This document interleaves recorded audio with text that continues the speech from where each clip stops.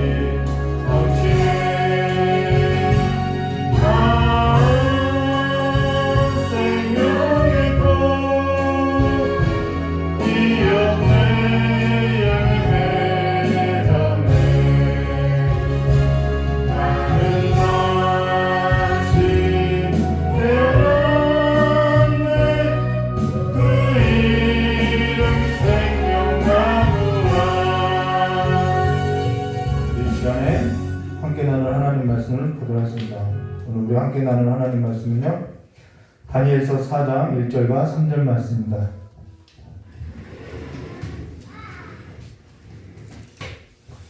다니엘서 4장 1절과 3절 말씀은 우리 함께 합독할 것인데요, 우리가 1절과 3절까지의 말씀만 합독하고요, 오늘 다니엘서 4장 1절부터 37절까지의 말씀을 우리가 살펴보도록 함께 나누도록 하겠습니다.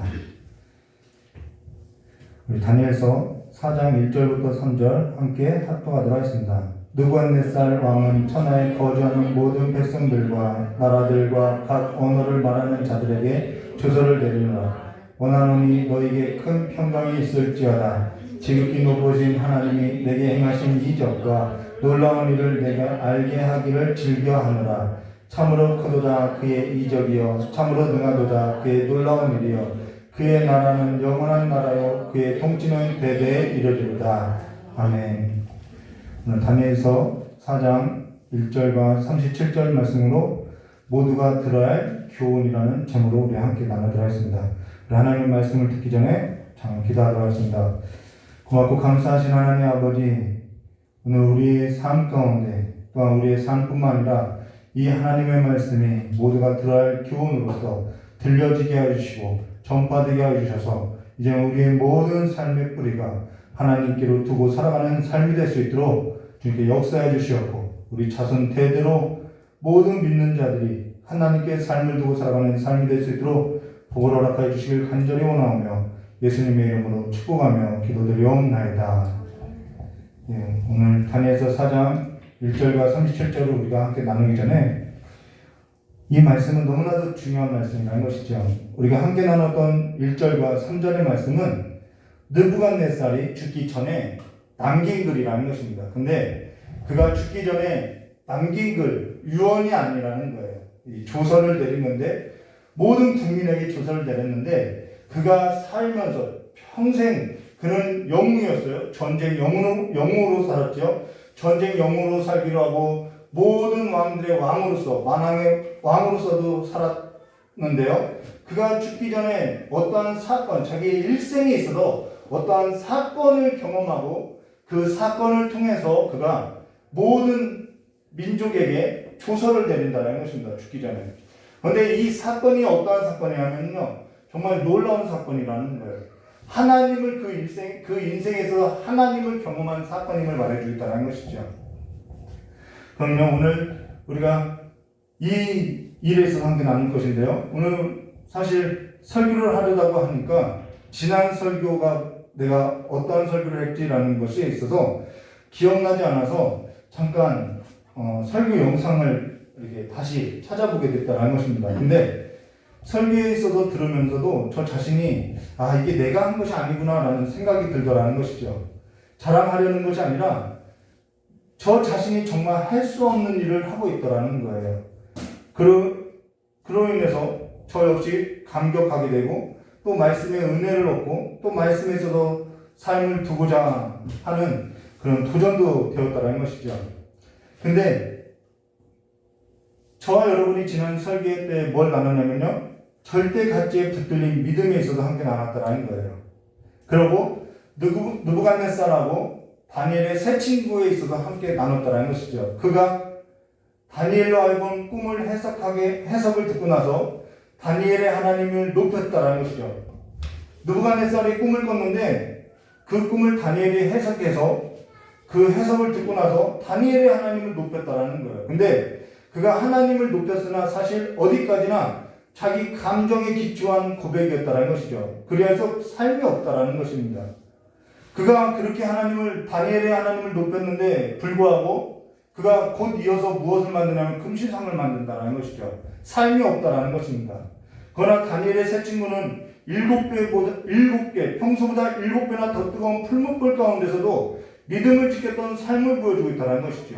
그러면 그들이 그렇게 하나님에 향한 그 믿음을 지켰던 삶은 어디에 있었느냐?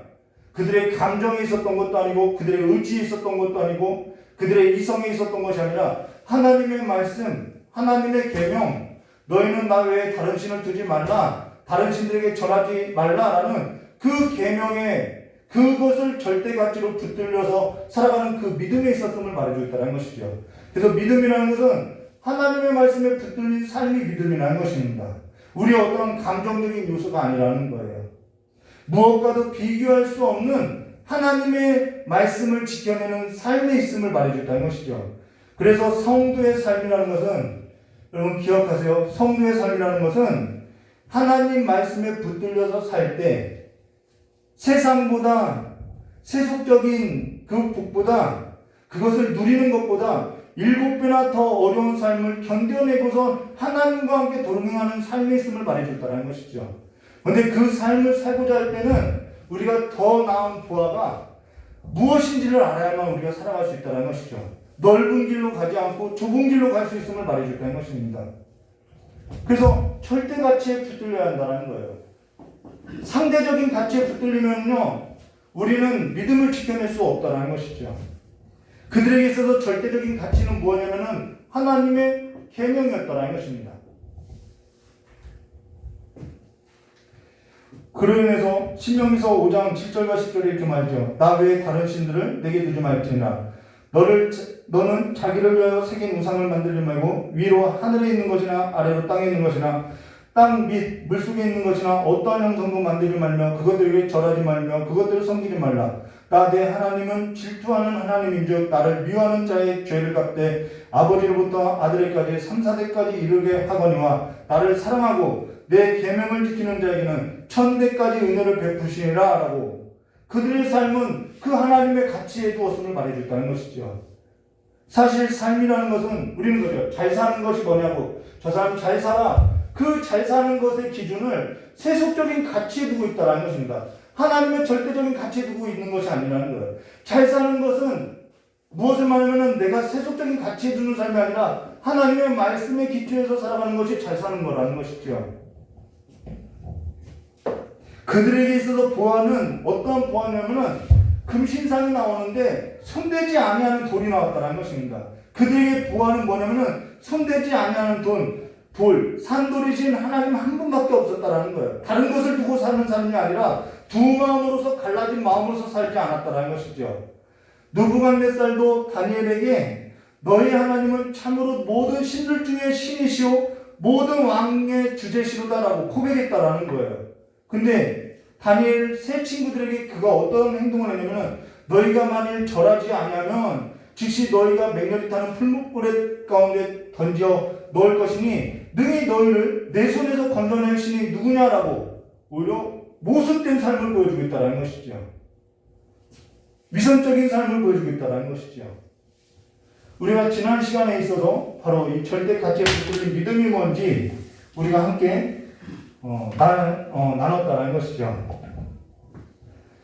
근데 삶에서도 절대적인 가치에 있어서 붙들린 신앙이 아니면은 사실 세상보다 못한 위선적이고요. 세속적인 삶으로서밖에 살아갈 수 없다는 것이죠. 베드로전서 2장 3절과 5절 말씀 보시면은 너희가 주의 인자하심을 맛보 왔으면 그리하라. 사람에게 버림바 되었으나 하나님께는 택하심을 입은 보배로운 산돌이신 예수께 나아가 너희도 산돌과 같이 신령한 집으로 세워지고 예수 그리스도로 말미암아 하나님이 기쁘시게 받으실 신령한 제사를 드리는 거룩한 제사장이 될지라라고 이야기했던 것이죠. 근데 이것이 고백에서 멈출 수밖에 이것이 우리에게 있어서 고백으로만 멈춰서는 안 된다는 거예요.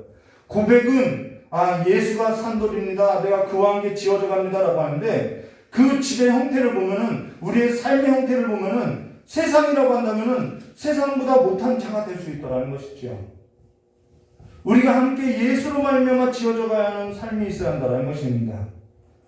저와 여러분의 삶이 뜨거운 풀무불에서 나온 성도로서 영원한 생명을 얻고 살 것인지 아니면은 삶을 세상보다 못한 세속적인 가치에 붙들려서 영원하지도 아니하는 세상 나라가 멸할 때 함께 멸망할 자로서 수치를 당할 것인지 오늘 저와 여러분에게 있어서 붙들린 하나님의 말씀에 있어서 우리가 삶을 두고 이제는 그 하나님의 말씀에 의해서 환난 가운데서 건짐을 받는 삶이 있어야 하지 않겠냐는 것이죠. 계속해서 다니엘서는 이 이야기를 하고 있다는 것입니다. 계시록에서도 마찬가지죠. 계시록에서도 환난 가운데 나온 자들이 누구냐? 어린 양의 피로써 옷을 씻은 하나님의 성도임을 말해주고 있다는 것이죠. 그리고 계시록의 마귀를 이기는 유일한 방법은 무엇에 있냐면 예수 그리스도를 증언하는 그 입술에 있음을 말해줬다는 것이죠. 오늘 이들이 이 풀무불 가운데서 이 세상의 권력 앞에서 이길 수 있었던 유일한 방법은 그들이 칼과 힘에 있는 것이 아니라 예수 그리스도를 시인하는 고백에 있었음을 말해줬다는 것입니다. 그러면 오늘 저와 여러분이 함께 나눌 성경 말씀 1절과 3절 말씀 보도록 하겠습니다. 느부갓네살 왕은 천하에 거주하는 모든 백성들과 나라들과 각 언어를 말하는 자들에게 조서를 내리노라 원하노니 너희에게 큰 평강이 있을지어다. 성경에서 평강이라고 이야기할 수도 있는데 여기에 큰 평강이라고 이야기한 이유가 있겠죠. 이 큰 평강은 하나님과의 관계를 말하는 것이죠. 지극히 높으신 하나님이 내게 행하신 이적과 놀라운 일을 내게 알게 하기를 즐겨하노라. 참으로 그도다 그의 이적이여 참으로 농하도다 그의 놀라운 일이여 그의 나라는 영원한 나라요 그의 통치는 대대에 이르리라. 라고 지금 느부갓네살 왕이 이러한 조서를 내렸다라는 거예요. 자신의 나라가 아니라 하나님의 나라에 영원한 나라가 있다라고 지금 조서를 내리고 있다라는 것이죠. 근데 이 글은 느부갓네살이 두 번째 꿈을 꾸고 나서 어떠한 사건을 겪고 나서 조서를 내리게 된 것으로서 이렇게 자신의 인생에 있어서 이렇게 회고로서 기록하고 있다는 것입니다. 첫 번째 꿈은 어떠한 꿈이냐면은 그가 금신상을 봤는데 손대지 아니하는 돌이 그 금신상을 쳐서 부서뜨리고 그 금신상을 쳤던 그 돌이 태산을 이루어서 영원히 멸망하지 아니하는 나라를 세우는 것을 보여줬다는 것이죠. 그리하여서 세상 나라는 영원하지 않고 손대지 아니하는 돌로 세워진 나라만이 하나님의 나라로서 영원할 것을 말해줬다는 것입니다. 근데 느부갓네살이 이 일에 있어서 자신이 금신상을 두라 평지에 세웠다는 것이죠. 그러나 모든 사람들로 하여금 노래를 부르게 하고 그 노래가 불려질 때 그 금신상 앞에 나와서 절하게 했다는 것입니다. 그것에 있어서 거부한 이들이 있었다는 것이죠. 자, 그러고 나서 느부갓네살이요 그 일이 있고 나서 두 번째 꿈을 꾸는데요. 오늘 그 두 번째 꿈이 저와 여러분이 함께 나눌 이야기라는 것입니다. 자, 두 번째 꿈을 꾸고 나서 어떠한 일을 겪고 조서를 내렸다는 것이죠. 자, 그러고 지금 그 일에 있어서 회고의 형식으로 이렇게 글을 남기고 있다는 것입니다. 근데 사실 바벨론 느부갓네살 왕이 내린 조서에 있어서 한 사람도 빠짐없이 다 들어야 할 교훈이라는 거예요. 오늘 저와 여러분도 함께 이 교훈을 들어야 한다는 것이죠. 영상으로 예배드리는 분들도 함께 들어야 한다는 것입니다. 당시뿐만 아니라 시대를 넘어 모든 사람이 반드시 들어야 할 교훈이고 경종이 울려져야 한다는 것입니다. 반드시 깨달아야 할 문제라는 것이죠. 잠깐 언급하면요. 느부갓네살이 쭉 살다가 어떠한 사건을 만나요. 근데 이 사건이 하나님을 만난 사건이에요. 그리고 그가 인생에 있어서 죽을 때 그 하나님에 관한 사건을 언급하면서 조서를 내렸다는 것입니다. 그러면은 그가 죽을 때 그냥 유언으로서 남긴 거 아니냐, 그냥 그 시대만 들으면 되는 거 아니냐라고 우리가 할 수 있겠죠. 근데 예수님께서 구약 신약에 가면 예수님께서 이 사건, 하나님께서 느부갓네살 가운데 역사했던 이 사건을 가리켜서 뭐라고 하냐면 천국에 관한 비유로서 이야기한다는 거예요. 이것은 그래서 하나님 나라에 관한 이야기로서 들려지고 있다는 것이죠. 오늘 저와 여러분이 하나님 나라에 관해서 관심이 있다면 오늘 이 사건을 들어야 한다는 것입니다. 그래서 예수님은 이 사건이 그냥 이 한 인생에 있어서 역사됐던 사건으로 보지 않고 모든 사람이 들어야 할 사건으로서 보여주고 있다는 것입니다. 우리가 그것을 봐야겠죠. 4절과 7절 말씀 보도록 하겠습니다. 오늘 4절과 7절 말씀 보시면은 반복되는 단어가 있어요. 오늘 다니엘서 4장에 있어서 가장 많이 나오는 단어가 있는데 그게 뭐냐면 나라는 단어예요. 네. 여기 볼까요? 나 느부갓네살이 내 집에서 평안이 있을 때, 내 궁에서 평강할 때 한 꿈을 꾸고 그로 말미암아 두려워하였더니 곧 내 침상에서 생각한 것과 머릿속으로 받은 환상으로 말미암아 범인하였느라. 이러므로 내가 명령을 내려 바벨론의 모든 지혜자들을 내 앞으로 불러다가 그 꿈을 해석을 내게 알게 하라 하였더라.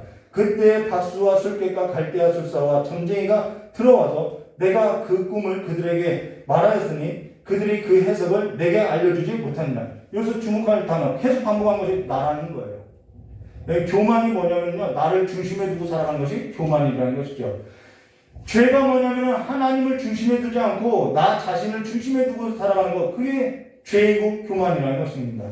여기 주목할 것이 뭐냐면 그가 평안이 있을 때, 평강할 때라는 것입니다. 근데 그가 어디에서 편안하고 평강할 때냐? 그래서 앞서도 비교한 거죠. 큰 평강이 있을지어다 자신이 누렸던 평강과 다른 평강을 이야기하는 거죠. 그가 내 집에 편이 있고 내 궁에서 평강할 때라고 이야기했죠. 우리 이 말씀 보면은 생각나는 인물 하나 있죠. 다윗이죠. 사무엘하 7장 1절과 2절. 여호와께서 주위의 모든 원수들을 무찌르사 왕으로 궁에서 평안히 살게 할 때 왕이 선지자 나단에게 이르되 볼지어다 나는 백향목 궁에서 살거니와 하나님의 궤는 휘장 가운데 있느니라 라고 생각했다라는 것입니다.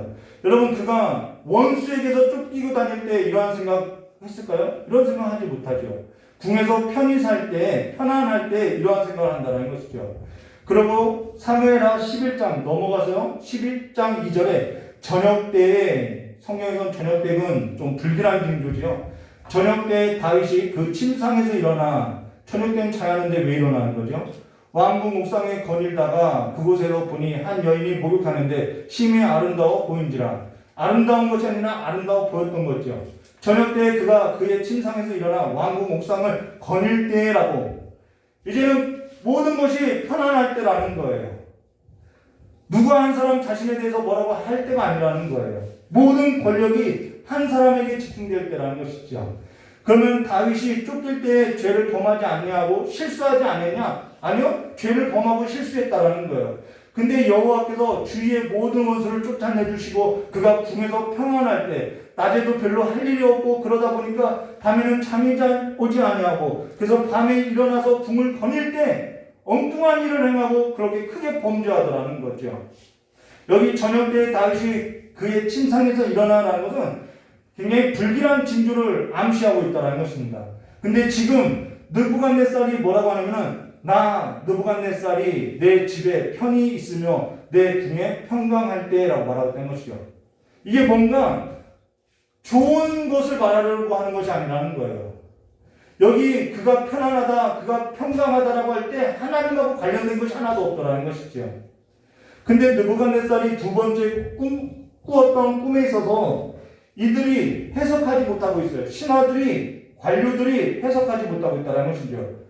지금 그들이 나라를 경영하는 자들인데 나라를 경영하는 그들에게 있어서 지식이 있느냐, 지혜가 있느냐, 해석할 능력이 있느냐 아무것도 없더라는 거예요. 이게 나라꼴이 말이 아니겠죠. 어제 청년들을 신방하면서 이런 얘기를 해줬어요. 인생에 있어서 해석은 사람에게 있는 것이 아니라 하나님께 있다는 것을 알아야 한다라고 이야기했다는 것입니다. 사람이 꺼낸 해석이라는 것은 사람마다 다르고요. 시대마다 다르고요. 각자마다 다르다라는 거죠. 영원한 것이 없고 영원한 해석이 될 수도 없다라는 것입니다. 그래서 8절과 9절 이렇게 말하고 있죠.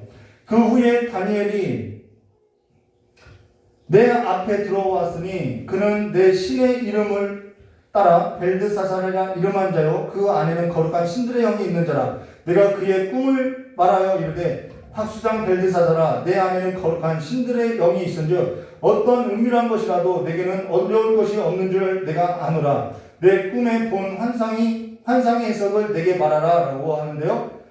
이 말을 저희 아내에게 얘기해 줬어요. 어떤 말이냐면 당신을 보면은 어려운 일이 없는 것 같아. 모든 일에 있어서 어려울 것이 없이 행하는 것을 보고 당신 참 다양한 걸 보니까 마치 이렇게 보일 수도 있을 것 같아 라고 이야기해 줬다는 거예요. 저희 아내하고 함께 하시는 성령님께서 모든 일을 행하더라는 것이죠. 근데 여기 느부갓네살 눈에도 다니엘을 볼 때에는 여러 신들이 함께 있는 것처럼 여러 가지 일에 있어서 다 다방면으로 일을 처리하니까 그에게 여러 신이 있는 것처럼 보일 수 있다는 것이죠. 바로 그 내용이라는 것이죠. 그러고 나서 뭐라고 하느냐 10절과 12절에 내가 침상에서 계속 나와요. 내가 우리의 입술에 고백을 들어보면 내가라는 말을 하는 사람들의 대부분이 다 삶의 중심을 자기에다 두고 살아가는 것을 볼 수 있죠. 내가 침상에서 나의 머릿속으로 받은 환상이 이러하니라. 내가 본즉 땅의 중앙에 한 나무가 있는 것을 보았는데 높이가 높더니 그 나무가 자라서 견고해지고 그 높은 나무는 하늘에 닿았으니 그 모양이 땅 끝에서까지 보였고 그 잎사귀는 아름답고 잎사귀가 아름답다는 것은요 굉장히 부유하다는 것을 표현한 거라는 것입니다. 그 열매는 많아서 만민에게 먹을 것을 될 만하고 들짐승이 그 그늘에 있으며 공중에 나는 새들이 그 가지에 깃들이고 육체를 가진 모든 것이 거기에서 먹을 것을 얻더라. 이 글만 보면 내용이 나쁘지 않아요. 근데 지금 이 글을 모든 사람이 반드시 들어야 할 교훈으로서 언급한 까닭이 뭐냐면은 앞서서 언급했듯이 예수님께서 이 글에 있어서 이 사건에 있어서 친히 하나님께서 하신 역사다라고 인용했다라는 거예요. 그것이 뭐냐면요, 마태복음 13장 31절과 32절에 나온 말씀이지요. 또 비유를 들어 이르시되 천국은 마치 사람이 자기 밭에 갖다 심은 겨자씨 하나 같으니 이는 모든 씨보다 작은 것이로되 자란 후에 풀보다 커서 나무가 되며 공중에 새들이 와서 그 가지에 깃들이니라. 같은 내용이라는 것입니다. 지금 다니엘서 4장 1절과 37절 느부갓네살이 두 번째 꾸었던 꿈을 지금 예수님께서 천국의 비유로서 이야기하고 있다는 거예요. 지금 천국에 있어서 언급하는데 자, 여러분이 마태복음 13장 31절과 32절 천국 비유에 있어서 천국은 마치 사람이 자기 밭에 갖다 심은 겨자씨 하나 같으니 이는 모든 씨보다 작은 것이로되 자란 후에는 풀보다 커서 나무가 되며 공중에 새들이 와서 그 가지에 깃들인다라는 것에 있어서 어떻게 생각하느냐, 뭔가 크고 거대하고 화려하고 장대하게 되고 자라나게 되고 성장하게 되는 것으로서 생각한다라는 거예요. 겨자씨만한 것이 한 알이 떨어지면은 나무가 되고 풀이 맺혀지고 열매가 맺혀지고 그 아래 공중에 나는 새들이 깃들이고 이렇게 어마어마하게 크게 본다라는 것이죠. 사실 지금 느부갓네살은 최고의 절정기이며 부흥기라는 것입니다. 근데 천국은 마치 사람이 자기 밭에 심은 겨자씨 하나 같으니라는 것은 천국에는 이러한 요소들이 있다라는 거예요. 이는 모든 씨보다 작은 것이로되 자라난 후에는 풀보다 커서 나무가 되며 공중에 새들이 와서 그 가지에 깃들인다라는 이러한 요소가 천국에는 있다라는 거예요. 근데 겨자씨는요, 나무가 될 수 없다라는 것입니다. 겨자씨는 풀밖에 되지 않는다는 거예요. 그럼 예수님께서 겨자씨가 나무가 될 수 없다라는 것을 몰랐을까? 알았다라는 것이죠. 그러면 무엇을 말하고자 했냐는 거예요. 33절에도 이렇게 말하고 있어요. 또 비유로 말씀하되 천국은 마치 여자가 가루 서말 속에 갖다 넣은 전부 불풀게 한 누룩과 같으니라 라고. 지금 여기서도 굉장히 커지고 자라나게 될 것을 말하고 있다는 것입니다. 그런데 그것이 뭐냐면 누룩이라는 거예요. 누룩은 좋은 것이 아니지요. 지금 천국 하나님 나라에 관해서 언급하고 있다는 것이죠. 근데 지금 이 두 천국의 비유에 있어서 앞서서 뭐라고 얘기하냐면 지금 겨자씨와 누룩에 관해서 지금 비유하는데 그 앞에 문맥이 어떠한 글이 있냐면요, 제가 봉독해 드리면요, 마태복음 13장 24절과 30절에 예수께서 그들 앞에 또 비유를 들어 이르시되 천국은 좋은 씨를 제 밭에 뿌리는 사람 같으니 사람들이 잘 때에 그 원수들이 와서 곡식 가운데 가라지를 덧뿌렸고 갔더니 싹이 나고, 여기서 나오죠, 결실할 때 가라지도 보이거늘 집주인의 종들이 와서 말하되 주여 밭에 좋은 씨를 뿌리지 아니하나이까? 그런데 가라지가 어디서 생겼나이까? 주인이 이르되 원수가 이렇게 하였구나. 종들이 말하되 그러면 우리가 가서 이것을 뽑기를 원하시나이까? 주인이 이르되 가만두라. 가라지를 뽑다가 곡식까지 뽑을까 염려하노라. 둘 다 추수 때까지 함께 자라게 두라. 추수 때 내가 추수꾼들에게 말하여 가라지는 먼저 거두어 불사르고 단으로 묶고 곡식은 모아 내 곳간에 들이리라 라고. 지금 천국에 관해서 이야기하면서 알곡과 가라지를 언급하고 나서 지금 이 이야기를 하는 거예요. 그러면 이 가라지가, 아니 이 겨자씨가 나무만치 자랐다는 것은 그건 정상적으로 자란 것이 아니라는 것을 말하고 있다는 것이죠. 이거는 그러면은 알곡이 자란 것을 말하고 하는 것이 아니라 이 두 가지 겨자씨하고 이 누룩에 관한 이야기는 알곡이 아니라 가라지에 관한 비유라는 거예요. 우리 주일 설교 때 그런 거 이야기했죠. 참 신자가 있고 거짓 신자가 있다고. 지금 이 이야기는 그 이야기라는 것입니다. 오늘 저와 여러분이 알아야 할 것은 천국 비유라고 해서 모두가 다 천국 좋은 얘기를 하는 것이 아니라는 거예요. 알곡도 있고 가라지도 자라나는 것이 있다라는 거예요. 천국의 요소에는 자라나는 것이 있다라는 거죠. 자라나는, 성장하는, 확장되어지는 그러한 요소가 있는데, 알곡도 자라기도 하지만 가라지도 자란다, 함께 자란다, 그 이야기를 하고 있다는 것입니다. 그러면서 나온 것이 뭐냐면은, 천국은 마치 사람이 자기 밭에 갖다 심은 겨자씨 하나 같으니 이렇게 자란다는 거예요. 천국은 마치 여자가 가루 송알 속에 갖다 놓은 전부 부풀게 하는 누룩과 같으니라.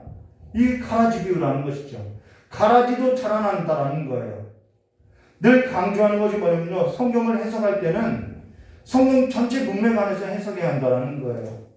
최소한 그것이 아니라고 한다면은 같은 문맥 안에서라도 해석해야 한다는 것이죠. 그러면 다시 우리가 느부갓네살 이 두 번째 꿈에서도 13절과 14절 말씀 보시면요, 13절에요.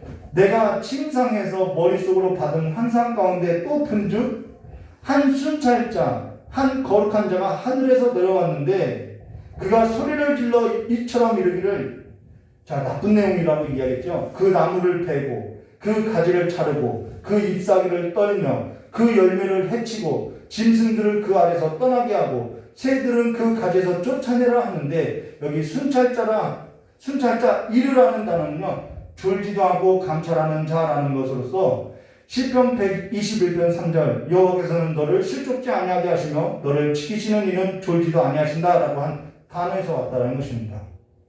그분은 감찰하고 졸지도 않는 하나님, 이 한 순찰자라는 것은 그 단어라는 거예요.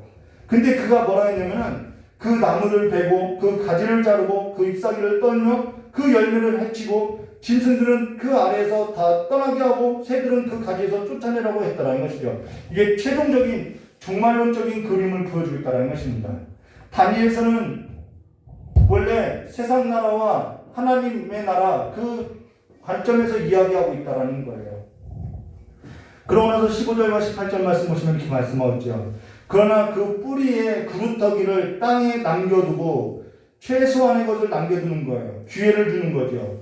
새와 눕줄로 동이고 그것을 들풀 가운데 두어라. 그것이 하늘이 쓰레졌고 땅의 풀 가운데서 짐승과 더불어 제 몫을 얻으리라. 또 그 마음은 변하여 사람의 마음 같지 아니하고 짐승의 마음을 받아 7대를 지내리라. 그러고 나서요, 이는 한 순찰자의 명령대로 거룩한 자의 말대로니, 여러분 모든 역사가요 하나님의 말씀대로 이루어진다는 것을 우리가 기억해야 돼요. 지극히 높으신 이가 사람의 나라를 다스리며 자기의 뜻대로 그것을 누구에게든지 주시며 또 지극히 천한 자를 그 위에 세우시는 줄을 사람들이 알게 하려 함이라. 이게 목적이 나오죠. 나 느부갓네살 왕이 이 꿈을 꾸었나니 너 벨드사살 그 해석을 밝히 말하라. 내 나라 모든 지혜자가 능히 내게 그 해석을 알게 하지 못하였으니 오직 너는 능히 하리니 이는 거룩한 신들의 영이 내 안에 있음이라 라고 이야기하죠. 여기서 지금 느부갓네살 꿈 속에서 우리는 지난 시간에 절대 가치를 언급했는데 절대 주권을 가진 자가 누구인지, 영원한 나라의 주권자가 누구인지를 보여주고 있다는 것이죠. 자, 그러고 나서 19절 말씀을 이렇게 말하고 있어요. 벨드사살이라 이름하는 다니엘이 한동안 놀라며 마음으로 고민한지라. 왕이 그에게 말하여 이르기를, 벨드사살아 너는 이 꿈과 그 해석을 말하라. 해석으로 말미암아 범인할 것이 아니니라. 벨드사살이 대답하여 이르되 내 주여 그 꿈은 왕을 미워하는 자에게 응하며 그 해석은 왕의 대적에게 응하기를 원하노이다. 네, 마태복음 천국의 비유도 마찬가지예요. 우리에게 임하지를 않기를 원해요. 우리에게 응하지 않기를 원해요. 여기에 지금 다니엘이 자기 민족을 멸망시켰던 대적자인 느부갓네살에게 내 주여 그 꿈은 왕을 미워하는 자에게 응하며 그 해석은 왕을 대적하는 자에게 응하길 원한나이다 라고 할 만큼 지금 무섭고 두려운 일이라는 거예요. 근데 그가 원수에게, 자기 나라를 멸망시켰던 그 원수에게 이렇게 말한 것이 거짓이었을까요? 진심으로 그렇게 말했다라는 거예요. 그럼 이것이 얼마만큼 두렵고 무서워해야 할 말인지를 우리가 알아야 한다는 것이죠. 오늘 저 여러분이 이 일에서 깨어있지 않으면요, 그러든가 만든가 난 내 할 일하고 살 건다, 이러한 신앙의 태도를 살아갈 수밖에 없다라는 거예요. 그러면서 20절과 21절 말씀 볼까요? 왕께서 보신 그 나무가 자라서 견고하여지고 그 높이는 하늘에 닿아서 땅끝에 보이겠고 그 잎사귀는 아름답고 그 열매는 많아서 만민이 먹을 것이 될 만하고 들짐승이 그 아래에서 살며 공중에 나는 새는 그 가지에 깃들었나이다. 이게 예수님께서 하셨던 천국 비유와 같은 것이죠. 마태복음 13장 24절과 33절에 나온 천국 비유와 같다는 거죠. 그러고 나서 22절, 왕이여 이 나무는 곧 왕이시라. 이는 왕이 자라서 견고해지고 창대하여 하늘에 닿으시며 권세는 땅끝까지 미치심입니다 라고 하는데, 여기 왕이여 이 나무는 곧 왕이시니라 라는 이 말을 직역하면은 당신이 그것입니다 이 말이라는 거예요. 당신이 천국의 비유에 있어서 가라지입니다 이 말이라는 거예요. 알곡이 아니라 가라지입니다 이 말이라는 것입니다. 근데 모든 사람이 다 그 아래서 먹고 즐기고 있다는 것이죠. 그 권세가 하늘을 닿았고 땅끝까지 미치고 그 안에서 모든 사람들이 다 그 안에서 깃들어서 살아가고 있다는 것이죠. 오늘 저 여러분의 삶에서 경험을 어떻게 하고 살아가냐는 거예요. 오늘 우리가 이 일에서 생각해 보야죠. 근데 이 일이 있고 나서도 그의 아들 벨사살은 어떻게 하죠? 하나님을 두려워하지도 않고 세속의 삶에 두고 세상 나라가 영원할 것처럼 살아가고 있다는 것이죠. 그래서 한날 그냥 한시에 망하는 것을 우리가 볼 수 있다는 것이죠. 이게 이렇게 역사가 연결되어 있다는 것입니다. 그러고 나서 23절과 27절 말씀 볼까요? 왕이 보신즉 한 순찰자가 한 거룩한 자가 하늘에서 내려와서 이르기를 그 나무를 베어 없애라. 그러나 그 뿌리의 구루터기는 땅에 남겨두고 새와 노줄, 이 새와 노줄이라는 것은 심판을 말하는 거죠. 노시라는 것은요. 노줄을 동이고 그것을 들풀 가운데 두라. 그것이 하늘이 쓰레졌고 또 들짐승들과 더불어서 제 몫을 얻으며 7대를 지나리라. 7대는 7년을 말하지요. 한 때는 1년이고요. 왕이여 그 해석은 이러하나이다. 이제 해석을 보이는 거죠.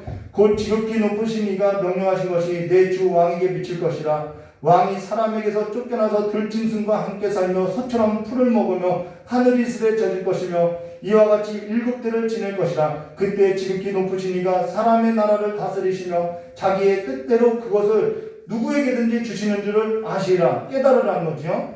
또 그들이 그 나무 뿌리에 그루터기를 남겨두라 하였은즉 하나님이 다스리는 줄을 왕이 깨달은 후에는 왕의 나라가 견고하리라. 그런즉 왕이여 내가 아뢰는 것을 받으시고 공의를 행함으로 죄를 사하고 가난한 자를 국률이 여김으로 죄악을 사하소서. 그리하시면 왕의 평안함이 혹시 장구하리라 했는데 그가 듣지 않더라는 것이죠. 하나님은 꿈으로도 말씀하셨고 그 꿈을 몰랐을 때 하나님의 사람을 보내서 그 꿈을 해석하고 경고하고 경중을 올리는데도 듣지 않더라는 것이죠. 여기 그들이 그 나무 뿌리에 구루터기를 남겨두라 하였은즉 하나님이 다스리는 줄을 왕이 깨달은 후에야 왕의 나라가 견고하리라 라는 것은 그를 완전하게 멸하지 않는 하나님의 뜻이 있음을 말해주고 있죠. 그러고 나서 그런즉 왕이여 내가 아뢰는 것을 받으시고 공의를 행함으로 죄사하고 가난한 자를 긍휼히 여김으로 죄악을 사하소서. 그리하면 왕의 평안함이 혹시 장구하리라 라고 말하고 있다는 것이죠. 이게 하나님의 나라의 삶이라는 거예요. 내가 성장하고 내가 높아지고 내가 번영하고 내가 내 중심으로서 살아가는 그 삶의 원리로서 살아가는 것이 하나님의 나라가 아니라 하나님의 공의로서 죄를 사하고 가난한 자를 긍휼히 여기는 삶이 하나님의 나라의 통치임을 말해줬다는 것이죠. 근데요, 그가 들을 수 있을까요? 들을 수 없다는 것입니다. 경험이 없어요. 한 번도 하나님 나라의 삶에 있어서 살아본 적도 없고 들어본 적도 없어요. 그래서 살아갈 수 없다는 것입니다. 하나님을 사랑해 본 적도 없고 하나님의 계명을 지켜본 일도 없어요.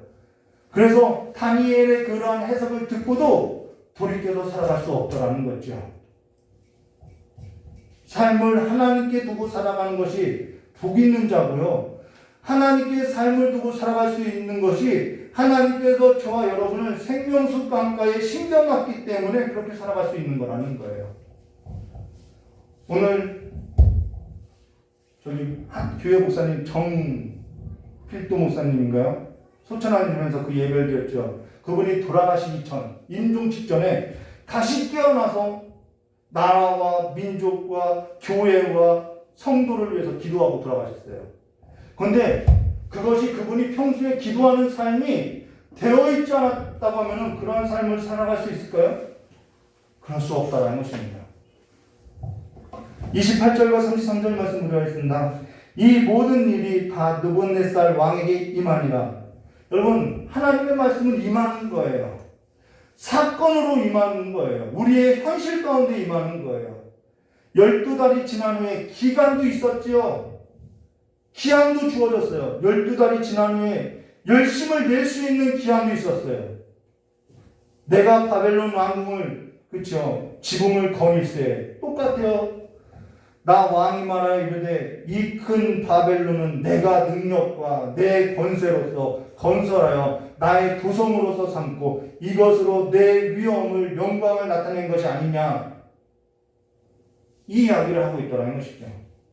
이 말이 아직도 나 왕의 입에 있을 때에 하늘에서 소리가 내려 이르되 느부갓네살 왕아 내게 말하노니 나라의 왕위가 내게서 떠나느니라. 촛대를 옮겼다라는 거죠. 내가 사람에게서 쫓겨나서 들짐승과 함께 살면서 소처럼 풀을 먹을 것이요 왕이 이와 같이 7대를 지나서 지극히 높으신 이가 사람의 나라를 다스리며 자기 뜻대로 그것을 누구에게 주시는 줄 알기까지 이르리라 하더라. 바로 그때 이 일이 나 느부갓네살에게 응하여 말씀은 응하게 되어 있어요. 내가 사람에게 쫓겨나서 소처럼 풀을 먹으며 몸이 하늘이 쓰레졌고 머리털은 독수리 털과 같이 자라고 손톱은 새 발톱같이 되었더라 라고 이야기했죠. 그러고 나서요 34절과 37절에요. 그 기한이 참에 이제 기한이 찼어요. 나 느부갓네살이 하늘을 우러러보았더니 내 총명이 다시 내게로 돌아온즉 이에 내가 지극히 높으신 이에게 감사하며 영생하시는 이를 찬양하며 경배하였나니 그 권세는 영원한 권세요 그 나라는 대대에 이르리라. 이 고백을 했다라는 거예요. 무너지고 나서 이 고백이 나왔다라는 것이죠.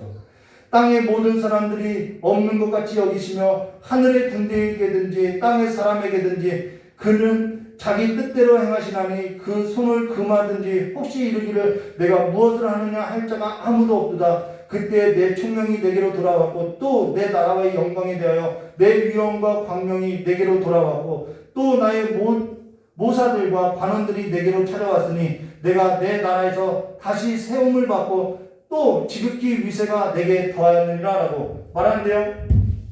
여기 총명이라는 단어가 나오죠. 내게 총명이 돌아왔다. 내게 총명이 왔다. 여러분 성경에서 말하는 총명이 뭔가요? 총명은요. 여기 성경에 말하죠. 내가 지극히 높으신 이에게 감사하며 영생하시는 이를 찬양하며 경배하나니 그의 권세는 영원한 것이요 그의 나라는 대대에 이르리다. 라고 내 머리 위에 내 마음 가운데 내가 아니라 지극히 높으신 이가 있다는 것을 알고 그를 높이며 경배하며 그 앞에서 충성된 삶으로서 깨어서 살아가는 삶, 그것을 총명이라고 한다는 것입니다. 내가 피조물이구나, 내가 죄인이구나, 내가 사람에 불과하구나. 그래서 하나님을 높이고 창조주 하나님을 높이고 창조주 하나님을 알아가는 삶, 그것이 총명이라는 거예요. 그런데 죄를 범하고 나서 사람들이 이 총명이 없어졌죠. 그래서 하나님을 높이지 않냐고 사람을 높이고 자기를 높이고 살아간다는 것이죠. 그것이 총명이 어두워진 삶이라는 것입니다. 그러고 나서 마지막 절에요. 그러므로 지금 나 느부갓네살은 하늘의 왕을 찬양하며 칭송하며 경배하노니 그의 일이 다 진실하고 그의 행하심이 의로우시며 이제 하나님만이 옳다라는 거예요. 그래서 뭐라 하죠? 교만하게 행하는 자를 그가 능히 낮추시며 자기를 낮췄다라고 고백하고 있다는 것이죠. 지금 그가 뭐라고 고백하느냐? 교만하게 행하는 자를 그가 능히 낮추심이라라고 한다 이것입니다. 느부갓네살은요, 이제 이것이 진짜 그냥 성경에서 그냥 글로 쓴 것인지 역사가 진짜인지 우리가 알아야겠죠. 주전 605년 느부갓네살이 즉위하고 나서요, 주전 562년에 그가 43년을 통치하는데요, 이때 죽은 거죠. 근데 그가 10년 전에 34년을 통치하던 때에, 10여 년 전에 통치하던 때, 주전 571년경에 그가 이게 정말 문헌에 있는 거예요. 정신적인 병에 걸려서 7년 동안 지내다가 그가 사망하기 1년 전, 주전 563년에 고침을 받아서 다시 복귀해서 1년간 통치하다가 죽는데, 이 1년 동안 한 것이 뭐냐면 바로 이 조서를 내리는 이야기라는 것입니다. 우리가 함께 나눈 이 이야기라는 거예요. 그가 죽기 전에 그가 기억했던 일이 뭐냐면, 내가 교만했다가 하나님으로 말미암아 치임을 받고 야 이렇게 살아났다, 그러니 너희 모든 자들아 하나님을 높여라, 이 말을 한 거라는 거예요.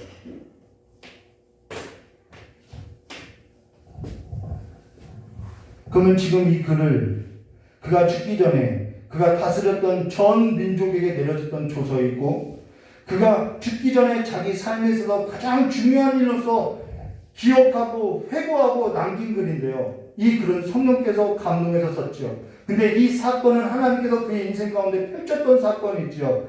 근데 마태복음 13장 24절과 33절에는 누가 이 일에 있어서 지금까지도 이 일에 있어서 언급하냐면은, 천국에 관해서 예수님께서 언급하면서 알곡과 가라지에 관해서 비유로서 이야기하고 있다는 거예요.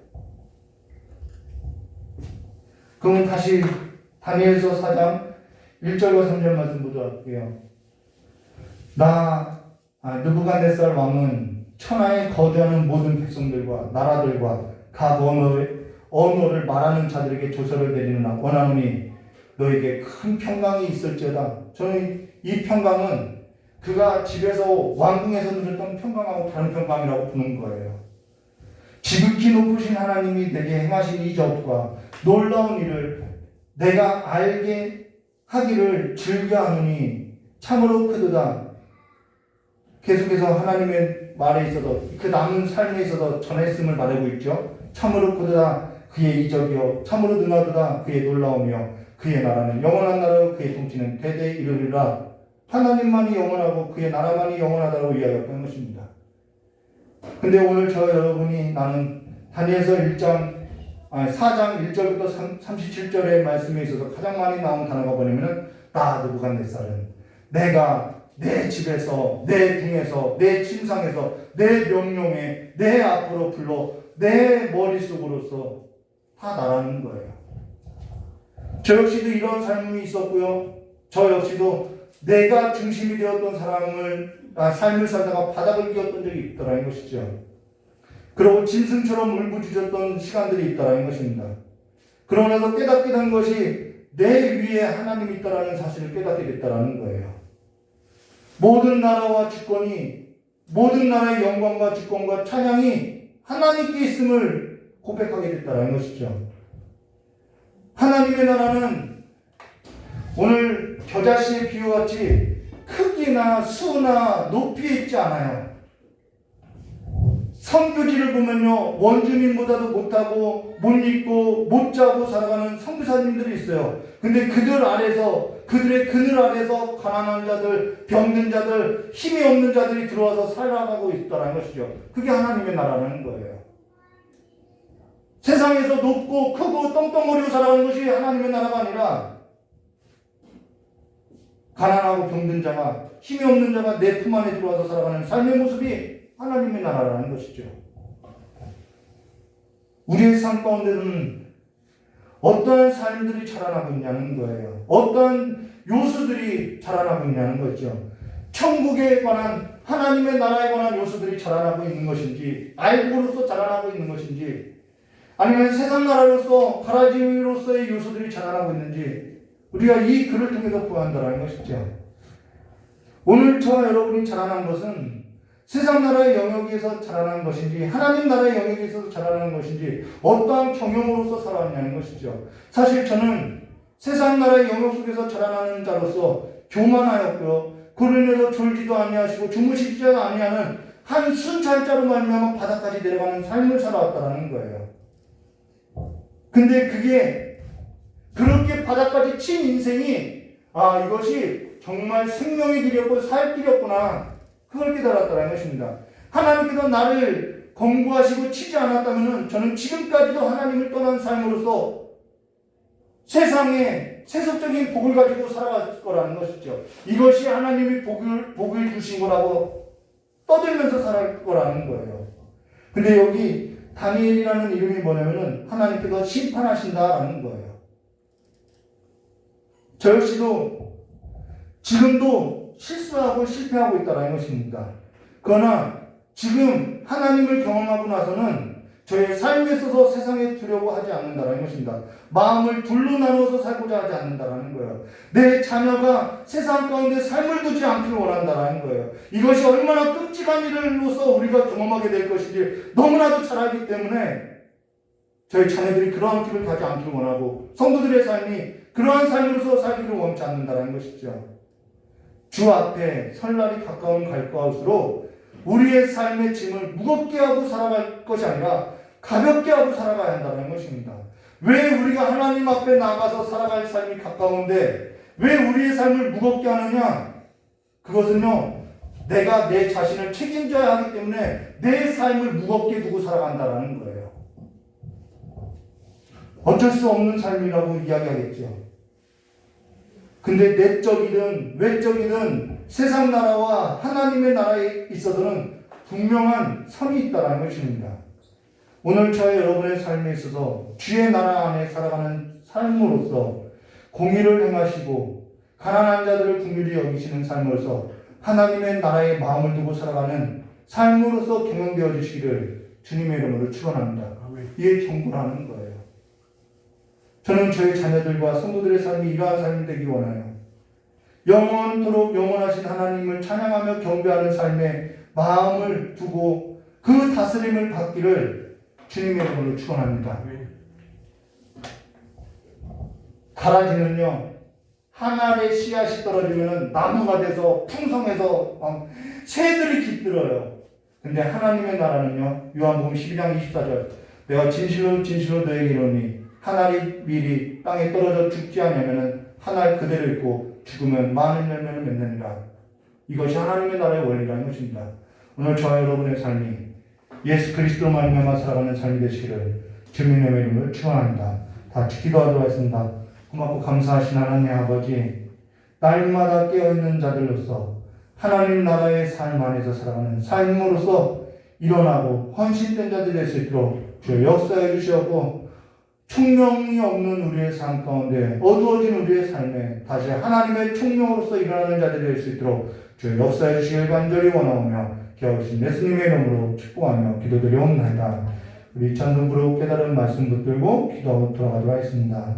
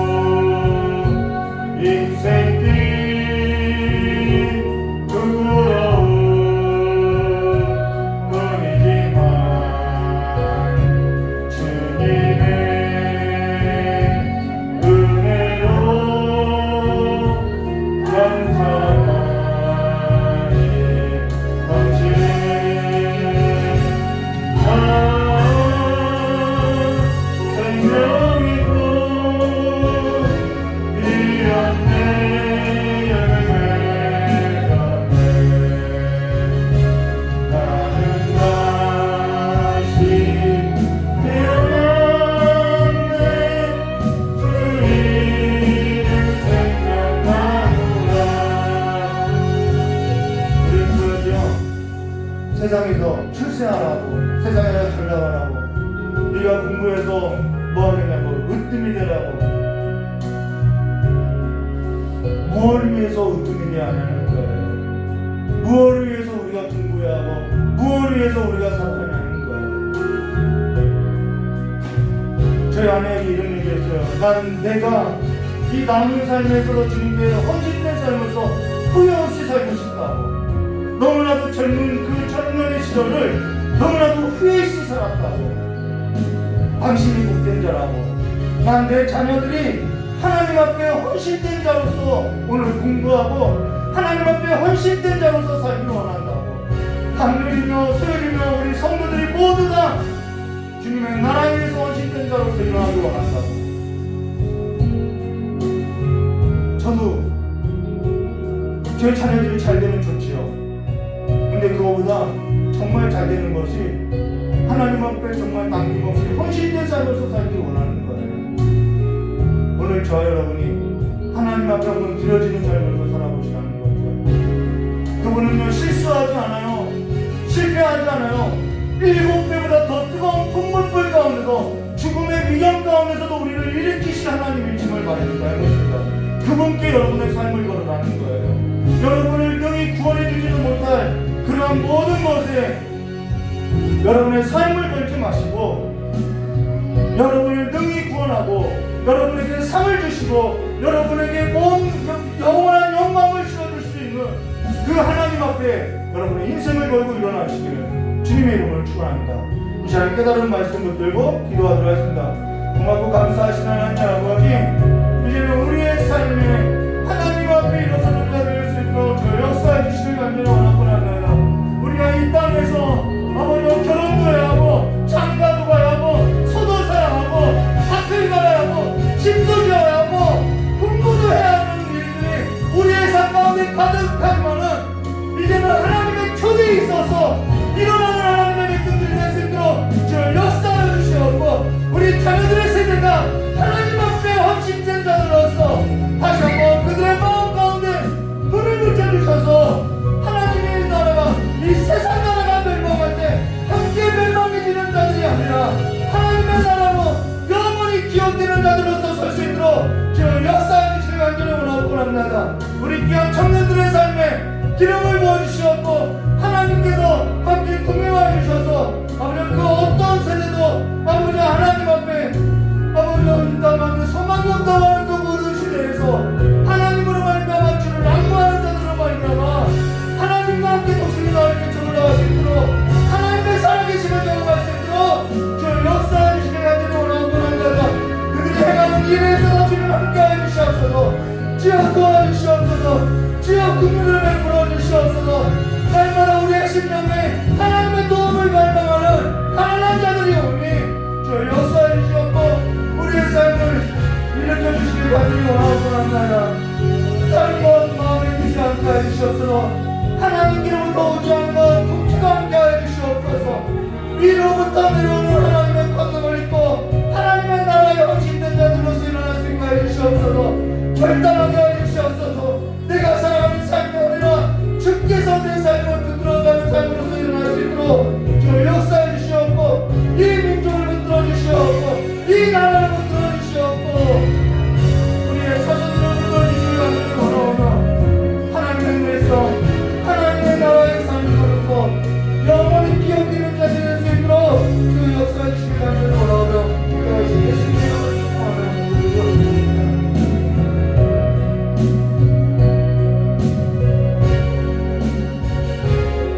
고맙고 감사하신 하나님 아버지, 세상의 영웅이 없고 모든 것을 손에 쥐었던 더구한 햇살도 그 인생 가운데 하나님을 높이고 사는 것만이 살 길임을 고백하여 싸우니 이제는 우리의 모든 삶이 주의 나라 가운데 헌신된 자들로서 이제는 하나님으로 말미암아 살아갈 소망이 있게 하여 주시옵고 우리의 삶 가운데 다시 한번 불이 붙게 하여 주시길 간절히 원하옵고 우리의 삶 가운데 이제는 소망이 끊어질 때 아버지와 좌절을 할 때 우리가 하나님의 창조주를 기억하는 삶으로서 날마다 주님 앞에 지음바 되어지는 그 삶으로서 일어나는 자들이 될 수 있도록 주여 역사해 주실 간절히 원하고 합니다. 모든 자들이 소망이 없다고 쓰러질 때, 모든 자들이 하나님의 안에 다른 어떠한 길로서 살고자 붙들고자 할 때 하나님의 자녀들이 하나님으로 말미암아 일어나는 자들이 될 수 있도록 주 역사해 주시옵고, 오늘 주님 앞에 예물 드리는 손길이 있사오니 날마다 그 예물이 마름이 없도록 주님께서 역사해 주시옵고, 공급하여 주신 그들의 손길도 또한 주님께서 복되게 하사 하나님의 나라의 역사에 있어서 쓰임받을 수 있도록 주 역사해 주실 간절히 원하고 합니다. 오늘 주의 청년들이 아버지 앞에서 나와서 예배하고, 어린아이들이 예배하고, 노년들이 아버지 나이든 아버지 앞에 아버지 그 삶을 들여왔던 아버지 많은 이들이 주님 앞에 예배할 때 아버지 그 모든 이들이 하나님 앞에 기억된 바 되고 하나님 앞에 기이 쓰임받는 하나님의 선한 청직이 하나님의 선한 도로서 일어날 수 있도록 그들의 마음을 새롭게 하여 주시길 간절히 원하오며 기억하신 예수님의 이름으로 축복하며 기도드리옵나이다. 우리 주기도문으로 수혜를 마치도록 하겠습니다. 하늘에 계신 우리 아버지여, 이름이 거룩히 여김을 받으시며 나라의 임하옵시며 뜻이 하늘에서 이루어진 것 같이 땅에서도 이루어지리라. 오늘 우리에게 일용할 양식을 주옵시고 우리가 우리의 죄진자를 사하신 것 같이 우리 죄를 사해 주시고 우리를 시험에 들게 하지 마옵시며 다만 악에서 구하옵소서. 태의 나라 권술망의 아버지께 영원히 쌓옵나이다. 아멘. 우리 하나님께 영광을 받수겠습니다. 감사합니다.